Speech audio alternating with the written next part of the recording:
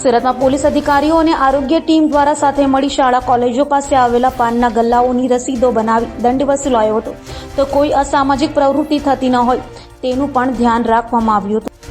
Surat police commissioner Anupamsinh ગેહલોતની સૂચના તેમજ માર્ગદર્શન હેઠળ સુરત શહેરમાં નો ડ્રગ્સ ઇન સુરત સિટીની મુહિમ ચલાવવામાં આવી રહી હોય, જે અંતર્ગત વધુમાં વધુ કેસો શોધી કાઢી ડ્રગ્સની સપ્લાય ચેઇન તોડી પાડવાનો તેમજ ડ્રગ્સ રિડક્શન પોલિસી અંતર્ગત લોકોમાં વધુમાં વધુ જાગૃતિ ફેલાય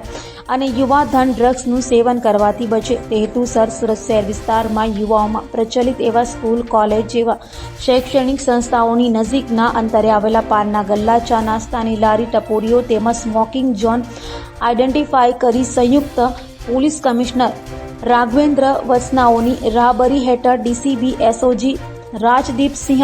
નકુમનાઓની આગેવાનીમાં એસઓજીના પોલીસ ઇન્સ્પેક્ટર અશોક ચૌધરી તથા અતુલ સોનારાઓ તેમજ કર્મચારીઓની ટીમ તેમજ સુરત મહાનગરપાલિકાના આરોગ્ય વિભાગના અધિકારી ચીફ સેનેટરી ઇન્સ્પેક્ટર સંજયભાઈ સુતારિયાનાઓ તથા કર્મચારીઓની ટીમ સાથે રાખી અઠવા ઝોન વિસ્તારમાં એક ડીસીબી કક્ષાના અધિકારી તેમજ 2 પોલીસ ઇન્સ્પેક્ટર,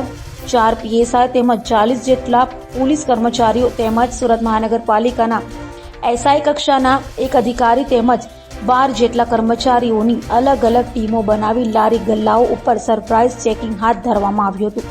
દરમિયાન તમાકુ નિયંત્રણ અધિનિયમ 2003ની કડકાઈથી અમલવારી કરવાના હેતુસર કુલ 7 સ્થળો ઉપર પાનના ગલ્લાઓની રસીદો બનાવી ₹3000નો રોકડ સ્થળ દંડ વસૂલવામાં આવ્યો હતો. તેમજ ગોરધો રોડ પર ઓલપાડી મોહલ્લા પાસે આવેલ શ્રી વિષ્ણુ પ્રસાદ ત્રિવેદી પ્રાથમિક શાળા પાસેથી એક પાનના ગલ્લાનું દબાણ શાખા દ્વારા દૂર કરાયું હતું.